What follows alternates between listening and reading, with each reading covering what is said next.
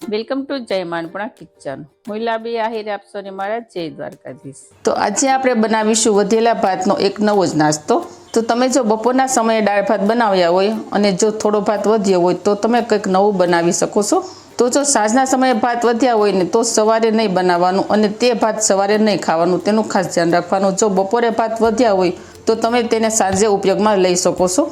અને આ નાસ્તાની ખાસિયત એ છે કે ફક્ત 5 જ મિનિટમાં બની અને તૈયાર થઈ જશે અને ખૂબ ટેસ્ટી અને ઓઇલ ફ્રી બની અને તૈયાર થશે. તો ચાલો હવે આપણે બનાવી લઈશું વધેલા ભાતની નવી રેસીપી. તો મારી પાસે પણ બપોરના અડધો બાઉલ ભાત વધ્યા છે. તો મને થયું ભાત વધ્યા છે તો લાવ એક નવો નાસ્તો બનાવી અને દર્શક મિત્રો સાથે શેર કરું.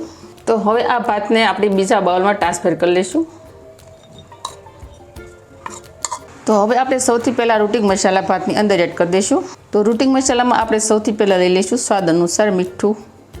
તો ભાતને બોઇલ કરતી વખતે પણ આપણે મીઠું એડ કરતા હોઈએ છીએ, એટલે આપણે તે પ્રમાણે જોઈ અને એડ કરવાનું. 5 ચમચી જેટલી હિંગ એડ કરી દઈશું. 5 ચમચી લઈ લઈશું હળદર પાવડર, અડધી ચમચી લાલ મરચું પાવડર, અડધી ચમચી ધાણા જીરું પાવડર, 1 ચમચી જેટલું લઈ લઈશું આપણે કાચું જીરું, અડધી ચમચી લઈ લઈશું આમચૂર પાવડર. ત્યારબાદ આપણે અડધો કપ લઈ લઈશું મીડિયમ ખાટું દહીં. દહીંથી આ નાસ્તો એકદમ સોફ્ટ બને છે અને ખાવામાં ટેસ્ટી લાગે છે અને ખાટો મીઠો બને છે. તો દહીં એડ કર્યા બાદ હવે આપણે લઈ લઈશું થોડા વેજીટેબલ. તો વેજીટેબલમાં સૌથી પહેલાં આપણે લઈ લઈશું ઝીણી સમારેલી કોબી. જો કોબીને મેં આ રીતને એકદમ ઝીણી સમારી લીધી હતી. તો 1 વાટકો કોબી લીધી છે, તેને આપણે એડ કરી દઈશું બાઉલમાં. 1 વાટકી લઈ લઈશું આપણે સીણેલું ગાજર. ગાજરને મેં ખમણી વડે સીણી નાખ્યું હતું, તે એડ કરી દઈશું આપણે બાઉલમાં. અડધી વાટકી લઈ લઈશું ઝીણા સમારેલા કેપ્સિકમ. કેપ્સિકમને પણ આપણે આ રીતે સમારવાના છે, એકદમ ઝીણા, જેથી નાસ્તામાં કસાશ ન રહે. તો કેપ્સિકમને પણ આપણે એડ કરી દઈશું. 2 મીડિયમ સાઇઝના સમારેલા કાંદા લઈ લઈશું, તેને આપણે એડ કરી દઈશું.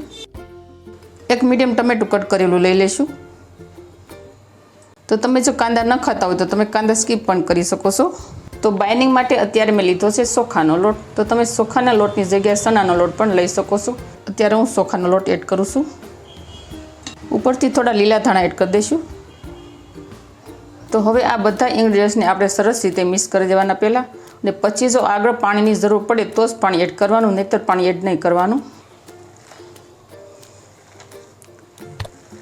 હાથ થોડે પ્રેસ આપીએ અને સરસ રીતે મિક્સ કરી લઈશું. તો આ રીતે આપણે હાથ વડે પ્રેસ આપી અને લોટ જેવું બાંધી અને તૈયાર કરવાનો છે. તો આની અંદર આપણે બિલકુલ ઓઇલ એડ નથી કર્યું. તો આ નાસ્તો આપણે એકદમ ઓઇલ ફ્રી બનાવવાનો છે. તો જો આપણે આ રીતનું લોટ જેવો બાંધી અને તૈયાર કરવાનું છે. અને આ લોટ માટે તૈયાર કરવામાં 1 ટીપું પણ પાણીની જરૂર નથી પડી. હવે આપણે હાથમાં થોડું તેલ એડ કરી દઈશું અને ઉપર થોડું લગાવી દઈશું આ રીતે, જેથી હાથ પર ચીપકે નહીં.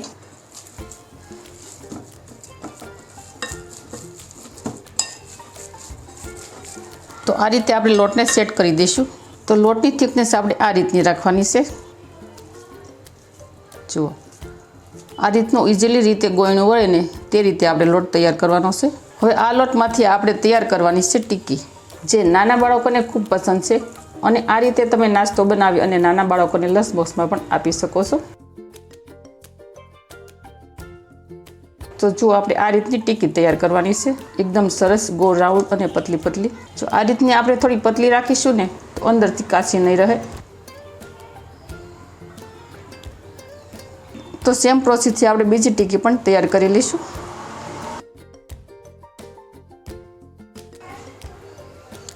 તો જુઓ, અહીંયા આપણે બધા મિશ્રણમાંથી આ રીતની ટિક્કી વાળી દીધી છે, સરસ મજાની. તો હવે આપણે આ ટિક્કીને એર ફ્રાય નથી કરવાની, આ ટિક્કીને આપણે સેલો ફ્રાય કરવાની છે. તો તેના માટે આપણે જઈશું ગેસ. તો ટિક્કીને સેલો ફ્રાય કરવા માટે આપણે સૌથી પહેલાં ગેસ ઓન કરી દઈશું. અને ગેસ પર આપણે આ રીતની નોનસ્ટિક પેન લઈ લઈશું. તમે કોઈ પણ તવો પણ લઈ શકો છો. તો પેનની અંદર ટિક્કી અડધી ડૂબે એટલું આપણે તેલ એડ કરી દઈશું. તેલને ગરમ થવા દઈશું. તો અહીંયા આપણું તેલ સરસ ગરમ થઈ ગયું છે. હવે જે રીતે આપણે પેનમાં ટિક્કી સમાય તે રીતે આપણે ટિક્કી રાખી દઈશું. થોડી જગ્યા રહે એ રીતે આપણે ટિક્કી રાખીશું. ગેસની ફ્લેમ આપણે મીડિયમ રાખીશું. તો ફ્રેન્ડ, તમે આ રીતે ટિક્કી બનાવી અને સાંજના સમયે તમને નાના મોટી ભૂખ લાગે ત્યારે પણ તમે આ રીતે ટિક્કી બનાવી અને ખાઈ શકો છો. અને તમે મારો વિડીયો કયા શહેરમાંથી જોઈ રહ્યા છો તે પણ મને કમેન્ટ કરી અને જરૂર કહેજો. તો મારી રેસીપીઓ તમને ગમતી હોય તો લાઇક, શેર અને સબસ્ક્રાઈબ કરવાનું બિલકુલ ન ભૂલતા. તો પહેલી સાઈડ ટીકી ફ્રાય થઈ જાય એટલે આપણે ટીકીને પલટાવી લેવાની આ રીતે. તો સેમ પ્રોસેસથી આપણે બીજી સાઈડ પણ સેલો ફ્રાય કરી લઈશું. તો જુઓ બીજી સાઈડ પણ સરસ ફ્રાય થઈ અને ગોલ્ડન બ્રાઉન રંગનો થઈ ગયો છે. જુઓ આ રીતે આપણે હજુ એકવાર આ રીતે ફેરવી અને ફ્રાય કરી લઈશું જેથી બધી જ ટીકી સરસ ક્રિસ્પી બની અને તૈયાર થાય. તો જુઓ બંને સાઈડ ટીકી સરસ સેલો ફ્રાય થઈ ગઈ છે. હવે આ ટીકીને આપણે સમસા વડે બહાર લઈ લઈશું. તો જુઓ બહુ સરસ ક્રિસ્પી અને કરારી બની અને તૈયાર થઈ ગઈ છે. બિલકુલ તેલ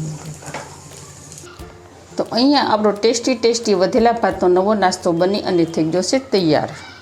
તો તમે પણ આ રીતે નાસ્તો બનાવજો, બહુ સરસ ટેસ્ટી લાગશે અને એકદમ ઓઇલ ફ્રી બની અને તૈયાર થશે. જુઓ બહુ સરસ ક્રિસ્પી નાસ્તો બની અને તૈયાર થાય છે. તો આ નાસ્તાને તમે સોસ સાથે, ગ્રીન ચટણી સાથે, કંઈ પણની સાથે ખાઈ શકશો. બહુ સરસ ટેસ્ટી લાગશે.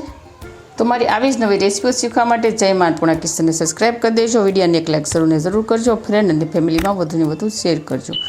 આવજો, ફરી મળીશું આવી નવી રેસીપીઓ સાથે. ત્યાં સુધી થેન્ક યુ. જય દ્વારકાધીશ, જય સિયારામ, ધન્યવાદ.